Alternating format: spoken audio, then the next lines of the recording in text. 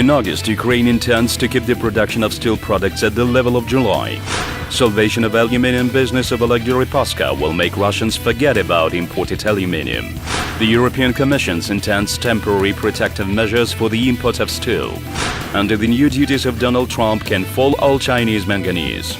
The main events in the metal market of the past week in the weekly review of MetalNews. The program is supported by the Techenergoprom group. Metallurgical enterprises of Ukraine are going to keep steel smelting in August 2018 at the level of plant indications of July, 1.8 million tons. In June it was produced 1.63 million tons of pig iron, 103% compared to May 2018, 1.71 million tons of steel, 1.52 million tons of rolled products.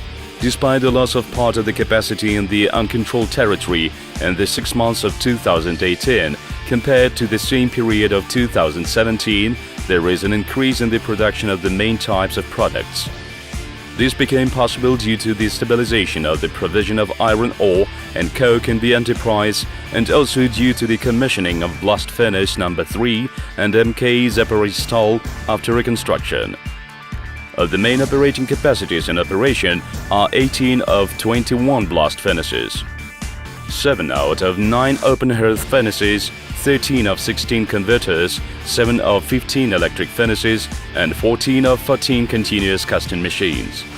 Deputy Prime Minister Dmitry Kozak held a meeting with officials, Rusal and other interesting organizations, as a result of which he approved the roadmap for the development of the aluminium industry of the Russian Federation until 2023.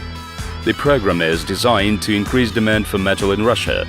This program is needed by the only producer of primary aluminium in the country, Oleg Deripasko's Rusal, which in April came under US sanctions. A number of proposals of the roadmap are aimed at direct restriction and reduction of imports. By the 15th of October, they are going to submit proposals to the government to increase the import duties on aluminium products above the level of WTO.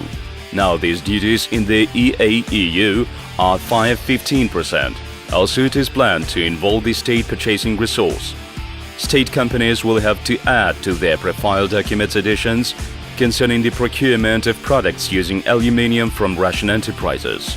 Government Decision No. 719 of July 2015, which describes the technological operations, compliance with which gives machine builders access to subsidies. The roadmap proposes to introduce requirements for the manufacture of use of components from Russian aluminium alloys. The terms of subsidies to producers of agricultural machinery should be expanded if they use more Russian aluminium. The project is expected by the 15th of August. By the 1st of March 2019, a document of amending Government Decree No. 284 of April 2016, which establishes rates for an environmental fee for the disposal of goods, should be prepared if it's not carried out by producers or importers. It is proposed to increase the collection rates for plastic packaging in order to stimulate the use of renewable materials. The head of the Ruspark Association, which includes Coca-Cola Eurasia, PepsiCo Holdings, Procter & Gamble, Tetra Pak, Lubov Melanevskaya, calls the growth of rates on plastic packaging unreasonable. Denon also emphasizes that it is necessary to work together to move to a cyclical economy and not only to stimulate the use of one material to the detriment of others. To expand the use of aluminium, it is proposed to approve the rules for the design and use of metal in power supply for buildings and construction of bridges, and generally update the current standards and regulations in all sectors no later than December 2023. There are a number of ideas for expanding the use of aluminium in aviation. By the 1st of October 2019, a report on the possibility of using mobile collapsible aluminium runways and sites in remote and sparsely populated areas should be submitted. The European Commission decided to introduce temporary protective measures with regards to the import of steel products. This step was taken to prevent the negative consequences of tariffs imposed by the United States. US fees cause product diversion, which can lead to serious damage to steel workers and workers in the European Union. We had no choice. We must introduce temporary measures to protect the industry from a sharp increase in imports. Nevertheless, these measures guarantee that the EU market will remain open and support traditional trade flows, European Commissioner for Trade Cecilia Malmström said. The protective measures entered into force on the 19th of July. They can operate for a maximum of 200 days. The interim measures relate to 23 categories of steel products and consist of imposing duties at a rate of 25% if the volume of output in the last 3 years exceeded the average import.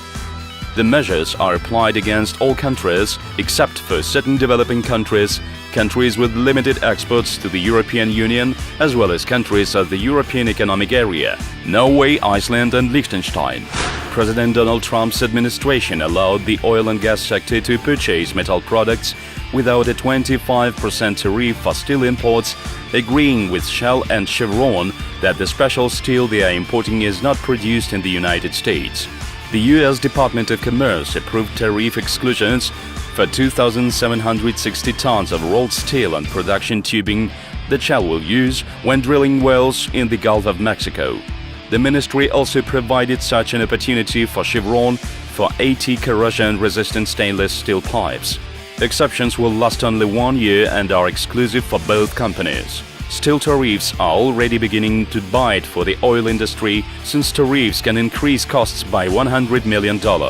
In an additional list of Chinese goods worth $200 billion, which United States President Donald Trump decided to impose a duty, included almost all types of manganese products. It includes electrolytic manganese, manganese alloys, manganese oxide, manganese dioxide, as well as other materials based on manganese. At the same time, experts believe that only the supply of manganese dioxide can suffer relatively seriously from new tariffs after their introduction due to more significant volumes of export supplies of this type of material in the United States. In 2017, China exported 472.4 thousand tons of manganese products, excluding alloys and oxides. About 4.3% of this volume, or 20.5 thousand tons, was sent to the United States. The export of manganese alloys has already declined because of the currently effective duties. You are watching Metal News. Indicative prices for the current positions by the end of the reporting week look like this.